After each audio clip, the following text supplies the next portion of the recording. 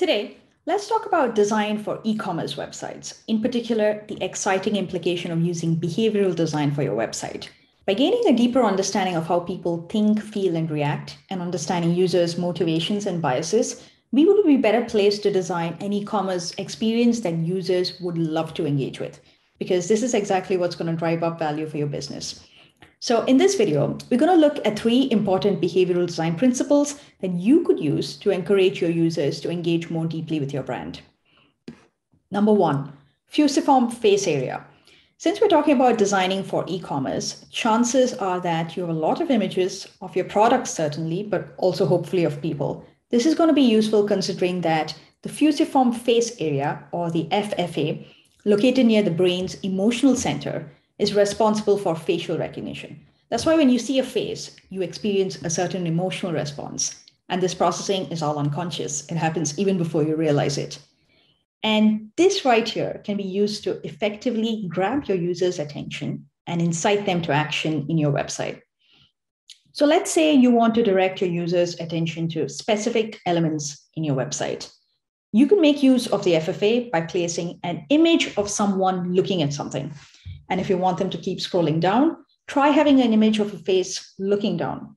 This way you can direct your users' attention to important messaging or calls to action or any other parts of the website. This works particularly well if the images that you use are showing strong emotions. Number 2, goal-directed value decisions versus habit-based decisions. Research has shown that there are 2 types of decisions that people make. You have the goal-directed value decisions and the habit-based ones.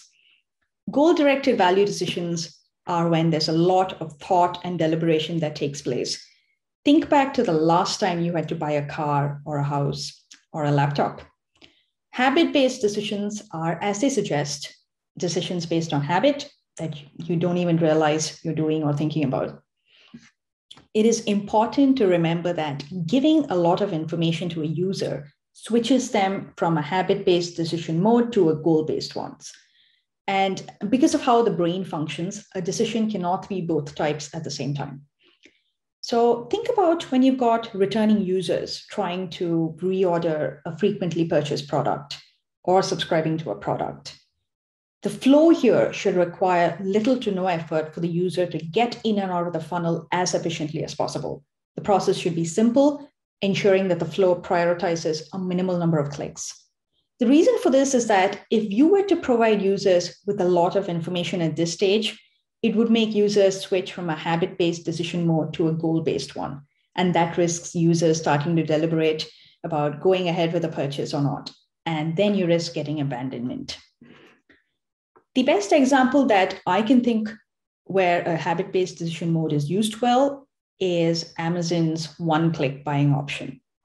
If you think about it, you see a product and you've already checked out in just as little as 2 clicks. Number 3, dopamine loop. The dopamine loop in the context of design is what could be considered an important driver of motivation. Now, we've all heard of the neurochemical dopamine before and how it is produced when we discover new and exciting things. Now, the understanding of this for most people is that you get a reward of some kind, get a dopamine hit, and that makes you feel good. But research conducted has shown that this is not the case. It has been found that the anticipation of getting a reward is what releases dopamine and motivates people to take action. This works particularly well when the intervals between these rewards are random.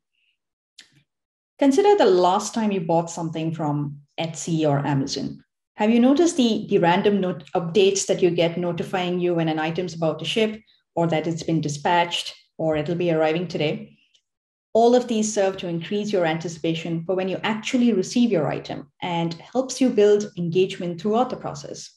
So in your website, if you were to offer users little encouraging nudges as they move through the online buying process, instead of just after they finish it, you'll have a better chance of promoting dopamine release and priming the user to want to finish the tasks that you've set them.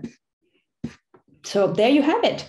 3 important behavioral design principles, which will not only help give the users of your e-commerce website a smoother experience overall, but will also encourage them to connect with your brand better.